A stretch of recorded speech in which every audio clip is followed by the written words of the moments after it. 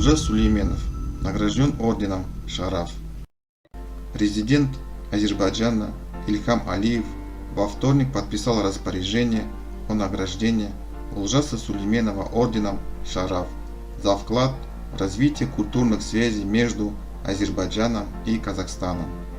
Руководствуясь пунктом 23 статьи 109 Конституции Азербайджанской Республики, постановляем: за вклад в развитие культурных связей между Азербайджанской Республикой и Республикой Казахстан наградить Улжаса Сулейменова орденом Шараф, говорится в постановлении. Напомним, что именно Улжас Сулейменов первым обнаружил в слове о полку Игореве туркизму и дал им лингвистическое обоснование. А в 1989 году стал инициатором и лидером народного движения Невада-Семипалатинск, целью которого было закрытие Семипалатинского ядерного полигона и других ядерных полигонов мира.